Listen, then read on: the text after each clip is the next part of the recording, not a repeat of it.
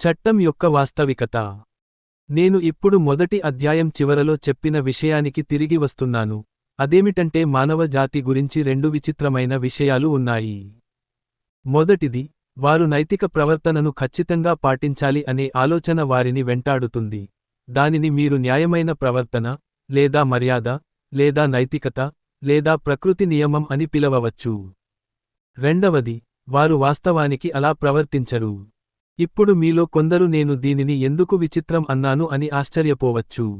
ఎందుకంటే ఇది మీకు ప్రపంచంలోనే అత్యంత సహజమైన విషయంగా అనిపించవచ్చు. ప్రత్యేకించి, నేను మానవ జాతిపై కాస్త కఠినంగా ఉన్నానని మీరు భావించి ఉండవచ్చు. ఏదేమైనా, నేను మంచి చెడుల నియమాన్ని లేదా ప్రకృతి నియమాన్ని ఉల్లంఘించడం అంటే, కేవలం మనుషులు పరిపూర్ణులు కారు అని మాత్రమే అర్థం అని మీరు అనవచ్చు. అయితే మరి నేను వారు పరిపూర్ణులుగా ఉండాలని ఎందుకు ఆశించాలి? ఇతరులు ఆశించినట్లుగా మనం ప్రవర్తించనందుకు మనకు ఎంత నింద పడాలో ఖచ్చితంగా నిర్ణయించడానికి నేను ప్రయత్నిస్తున్నట్లయితే, అది మంచి సమాధానం అయ్యేది. కానీ అది నా పని అస్సలు కాదు. నేను ప్రస్తుతం నింద గురించి ఆలోచించడం లేదు. నేను సత్యాన్ని కనుగొనడానికి ప్రయత్నిస్తున్నాను. మరియు ఆ దృక్కోణం నుండి, ఏదైనా అసంపూర్ణంగా ఉండటం, అది ఎలా ఉండాలో అలా ఉండకపోవడం అనే ఆలోచనకు కొన్ని పర్యవసానాలు ఉన్నాయి. మీరు రాయి లేదా చెట్టు వంటి వస్తువును తీసుకుంటే, అది ఎలా ఉందో అలాగే ఉంటుంది మరియు అది వేరేలా ఉండాల్సిందని చెప్పడంలో అర్థం లేదు. వాస్తవానికి, మీరు దానిని రాతి తోట కోసం ఉపయోగించాలనుకుంటే ఒక రాయి, తప్పు ఆకారంలో ఉంది అని లేదా ఒక చెట్టు మీరు ఆశించినంత నీడను ఇవ్వలేదు కాబట్టి చెడ్డ చెట్టు అని చెప్పవచ్చు. కానీ మీరు చెప్పేదల్లా ఆ రాయి లేదా చెట్టు మీ స్వంత ప్రయోజనం కోసం అనుకూలంగా లేదని మాత్రమే. వాతావరణం మరియు నేల పరిస్థితులను బట్టి, ఆ చెట్టు వేరేలా ఉండటానికి అవకాశం లేదని మీకు నిజంగా తెలుసు. మన దృష్టిలో మనం చెడ్డ చెట్టు అని పిలిచేది కూడా, ఒక మంచి చెట్టులాగే తన స్వభావ నియమాలను పాటిస్తోంది. ఇప్పుడు దీని తర్వాత ఏమి వస్తుందో మీరు గమనించారా? దీని అర్థం, మనం సాధారణంగా ప్రకృతి నియమాలు అని పిలిచేవి, ఉదాహరణకు, వాతావరణం ఒక చెట్టుపై పనిచేసే విధానం, నిజానికి ఖచ్చితమైన అర్థంలో నియమాలు కాకపోవచ్చు, కేవలం ఒక మాట వరకే కావచ్చు. రాళ్లు కింద పడేటప్పుడు ఎల్లప్పుడూ గురుత్వాకర్షణ నియమాన్ని పాటిస్తాయని మీరు చెప్పినప్పుడు, ఆ నియమం అంటే కేవలం, రాళ్లు ఎల్లప్పుడూ చేసే పని అని చెప్పడం లాంటిదే కదా? ఒక రాయిని వదిలినప్పుడు, అది అకస్మాత్తుగా నేలపై పడమని తనకు ఆజ్ఞలు ఉన్నాయని గుర్తుంచుకుంటుందని మీరు నిజంగా అనుకోరు. వాస్తవానికి అది కింద పడుతుంది అని మాత్రమే మీ ఉద్దేశం. మరో మాటలో చెప్పాలంటే, వాస్తవాలకు మించి, జరగబోయే దాని గురించి ఏదైనా నియమం ఉందని మీరు ఖచ్చితంగా చెప్పలేరు, అంటే ఏమి జరుగుతుందో దానికి భిన్నంగా ఏమి జరగాలి అనే దాని గురించి. రాళ్లకు లేదా చెట్లకు వర్తింపజేసినప్పుడు, ప్రకృతి నియమాలు అంటే కేవలం, ప్రకృతి వాస్తవానికి ఏమి చేస్తుందో అని మాత్రమే అర్థం కావచ్చు. కానీ మీరు మానవ స్వభావ నియమం, అంటే మంచి ప్రవర్తన నియమం వైపు చూస్తే, అది వేరే విషయానికి. ఆ నియమం ఖచ్చితంగా, మానవులు వాస్తవానికి ఏమి చేస్తారో అని అర్థం కాదు, ఎందుకంటే నేను ఇంతకు ముందు చెప్పినట్లుగా, వారిలో చాలామంది ఈ నియమాన్ని అస్సలు పాటించరు, మరియు వారిలో ఎవరూ దానిని పూర్తిగా పాటించరు.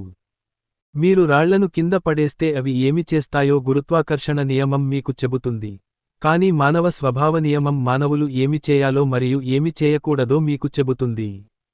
మరో మాటలో చెప్పాలంటే, మీరు మానవులతో వ్యవహరించేటప్పుడు, వాస్తవాలకు అతీతంగా ఇంకేదో ఒకటి వస్తుంది. మీ వద్ద వాస్తవాలు ఉన్నాయి. మానవులు ఎలా ప్రవర్తిస్తారో మరియు వారు ఎలా ప్రవర్తించాలో చెప్పేది ఇంకేదో కూడా ఉంది. విశ్వంలోని మిగిలిన భాగంలో వాస్తవాలు తప్ప మరేమీ ఉండవలసిన అవసరం లేదు. ఎలక్ట్రాన్లు మరియు అణువులు ఒక నిర్దిష్ట పద్ధతిలో ప్రవర్తిస్తాయి, మరియు దాని ఫలితంగా కొన్ని నిర్దిష్ట పరిణామాలు సంభవిస్తాయి. బహుశా అదే పూర్తి విషయానికి కావచ్చు. కానీ మనుషులు ఒక నిర్దిష్ట పద్ధతిలో ప్రవర్తిస్తారు, కానీ అది పూర్తి విషయానికి కాదు, ఎందుకంటే వారు భిన్నంగా నైతికంగా ప్రవర్తించాలని మీకు ఎల్లప్పుడూ తెలుసు. ఇది నిజంగా చాలా విచిత్రంగా ఉంది. ఈ భావనను ఏదో ఒక విధంగా వివరించి తప్పించుకోవాలనిపిస్తుంది. ఉదాహరణకు, ఒక వ్యక్తి ప్రవర్తించే విధంగా ప్రవర్తించకూడదని మీరు చెప్పినప్పుడు, ఒక రాయి తప్పుడు ఆకారంలో ఉందని మీరు చెప్పినప్పుడు చెప్పే దానితోనే సమానమైన అర్థం వస్తుందని అంటే, అతను చేస్తున్నది మీకు అసౌకర్యంగా ఉందని మాత్రమే దాని అర్థం మనం వాదించవచ్చు. కానీ అది పూర్తిగా అబద్ధం. రైలులో మూల సీటులో ముందుగా కూర్చున్న వ్యక్తి, మరియు నేను వెనక్కి తిరిగినప్పుడు నా బ్యాగ్ను తీసివేసి ఆ సీటులో దూరిన వ్యక్తి, ఇద్దరూ నాకు సమానంగా అసౌకర్యంగా ఉంటారు. కానీ నేను రెండవ వ్యక్తిని నిందిస్తాను, మొదటి వ్యక్తిని నిందించను. ప్రమాదవశాత్తు నన్ను కింద పడేసిన వ్యక్తిపై నేను కోపగించుకోను. బహుశా నాకు తెలివి వచ్చే ముందు ఒక్క క్షణం తప్ప, నన్ను కింద పడేయడానికి ప్రయత్నించిన వ్యక్తిపై నేను కోపగించుకుంటాను, అతను కింద పడేయటంలో విజయం సాధించకపోయినా సరే. కొన్నిసార్లు నేను చెడు ప్రవర్తన అని పిలిచేది నాకు ఏమాత్రం అసౌకర్యంగా ఉండదు, దానికి పూర్తి విరుద్ధంగా ఉంటుంది. యుద్ధంలో ప్రతిపక్షం అవతలి పక్షంలో ఉన్న ద్రోహిని చాలా ఉపయోగకరంగా భావించవచ్చు. కానీ వారు అతన్ని ఉపయోగించుకుని డబ్బు చెల్లించినప్పటికీ వారు అతన్ని మానవ రూపంలో ఉన్న పురుగులా చూస్తారు. కాబట్టి ఇతరులలో మనం మంచి ప్రవర్తన అని పిలిచేది కేవలం మనకు ఉపయోగపడే ప్రవర్తన మాత్రమే అని మీరు చెప్పలేరు. ఇక మనలో మనమే పాటించే మంచి ప్రవర్తన విషయానికొస్తే, అది మనకు లాభదాయకమైన ప్రవర్తన అని అర్థం కాదని చెప్పడం చాలా స్పష్టంగానే ఉంది. అంటే ఆక్రమంగా 3 లక్షలు సంపాదించే అవకాశం ఉన్నప్పుడు న్యాయంగా నచ్చే 30,000తోనే సంతృప్తి చెందడం, మోసం చేయడం సులభమైనప్పటికీ పాఠశాల పనిని నిజాయితీగా చేయడం, సురక్షితమైన ప్రదేశానికి వెళ్లాలనుకున్నా విధి ధర్మంగా ప్రమాదకరమైన ప్రదేశాలలో ఉండటం, ఉల్లంఘించాలనుకున్న వాగ్దానాలను నిలబెట్టుకోవడం, మరియు మిమ్మల్ని అందరూ మూర్ఖుడిగా భావించినప్పటికీ నిజం చెప్పడం వంటివి దీని అర్థం. కొంతమంది ఏమంటారంటే, మంచి ప్రవర్తన అంటే ఒక నిర్దిష్ట క్షణంలో ప్రతి ఒక్కరికీ వ్యక్తిగతంగా ప్రయోజనం చేకూర్చేది కాకపోయినప్పటికీ, అది మానవ జాతి మొత్తానికి ప్రయోజనం చేకూర్చేదే, అందువల్ల దానిలో ఎలాంటి రహస్యం లేదు. అన్నింటికీ మించి మానవులకు కొంత విచక్షణ ఉంటుంది. ప్రతి ఒక్కరూ నిజాయితీగా ప్రవర్తించే సమాజంలో తప్ప మీకు నిజమైన భద్రత లేదా ఆనందం లభించదని వారు గ్రహిస్తారు, మరియు వారు ఈ విషయాన్ని గ్రహించడం వలనే మర్యాదగా ప్రవర్తించడానికి ప్రయత్నిస్తారు. ఇప్పుడు వాస్తవానికి వ్యక్తులు, వర్గాలు మరియు దేశాలు ఒకరి పట్ల ఒకరు నిజాయితీగా, న్యాయంగా మరియు దయగా ఉన్నప్పుడే భద్రత మరియు ఆనందం లభిస్తాయనేది పూర్తిగా నిజం. ఇది ప్రపంచంలోని అత్యంత ముఖ్యమైన సత్యాలలో ఒకటి. కానీ మనం మంచి మరియు చెడు గురించి ఎందుకు అలా భావిస్తామో వివరించడానికి ఇది సరైన సమాధానం కాదు. నేను ఎందుకు స్వార్థరహితంగా ఉండాలి అని అడిగితే, మీరు ఎందుకంటే అది సమాజానికి మంచిది అని సమాధానం ఇస్తే, అప్పుడు నాకు వ్యక్తిగతంగా ప్రయోజనం చేకూరినప్పుడు తప్ప, సమాజానికి మంచి చేసే దాని గురించి నేను ఎందుకు పట్టించుకోవాలి అని అడగవచ్చు. అప్పుడు మీరు ఎందుకంటే మీరు స్వార్థరహితంగా ఉండాలి అంతే అని చెప్పవలసి వస్తుంది. ఇది కేవలం మనం ఎక్కడ మొదలుపెట్టామో అక్కడికే తిరిగి తీసుకువస్తుంది. మీరు చెప్పేది నిజమే, కానీ మీరు ముందుకు సాగడం లేదు.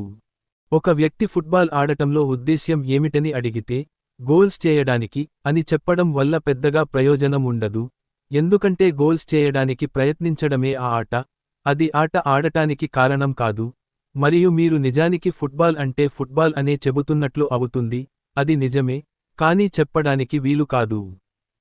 అదే విధంగా ఒక వ్యక్తి మర్యాదగా ప్రవర్తించడంలో ఉద్దేశ్యం ఏమిటని అడిగితే, సమాజానికి ప్రయోజనం చేకూర్చడానికి అని సమాధానం ఇవ్వడం వల్ల ప్రయోజనం లేదు, ఎందుకంటే సమాజానికి ప్రయోజనం చేకూర్చడానికి ప్రయత్నించడం, సమాజం అంటే అన్నింటికీ మించి ఇతర వ్యక్తులు. కాబట్టి మరో మాటలో చెప్పాలంటే స్వార్థరహితంగా ఉండటం నైతిక ప్రవర్తనలో భాగం. మీరు నిజానికి చెప్పేదల్లా నైతిక ప్రవర్తన అంటే మర్యాదపూర్వక నైతిక ప్రవర్తన అనే. మానవులు నిస్వార్థంగా ఉండాలి అనే వాక్యం దగ్గర మీరు ఆగిపోయి ఉంటే, మీరు కూడా సరిగ్గా ఇంతే చెప్పి ఉండేవారు. మరియు నేను కూడా అక్కడే ఆగుతాను. మానవులు నిస్వార్థంగా ఉండాలి, న్యాయంగా ఉండాలి. కాని మానవులు నిస్వార్థంగా ఉంటారని కాదు, వారికి నిస్వార్థంగా ఉండటం ఇష్టమని కాదు, కానీ వారు అలా ఉండాలి. నైతిక నియమం లేదా మానవ స్వభావ నియమం అనేది గురుత్వాకర్షణ నియమంలాగా, లేదా బరువైన వస్తువులు ఎలా ప్రవర్తిస్తాయో చెప్పే ఒక వాస్తవంలాగా, కేవలం మానవ ప్రవర్తన గురించిన ఒక వాస్తవం కాదు. మరోవైపు ఇది కేవలం ఒక కల్పన కాదు. ఎందుకంటే మనం చెడు లేదా అన్యాయం అని పిలిచే ప్రవర్తన, మనకు అసౌకర్యంగా అనిపించే ప్రవర్తనకు సరిగ్గా ఒకేలా ఉండదు, మరియు కొన్నిసార్లు దానికి వ్యతిరేకంగా కూడా ఉండవచ్చు. పర్యవసానంగా, ఈ మంచి చెడుల నియమం, లేదా మానవ స్వభావ నియమం, లేదా మీరు దాన్ని ఏమని పిలిచినా, అది ఏదో ఒక విధంగా ఒక వాస్తవమైన విషయము అయి ఉండాలి, మనచేత సృష్టించబడనిది, అది నిజంగా ఉనికిలో ఉన్నది.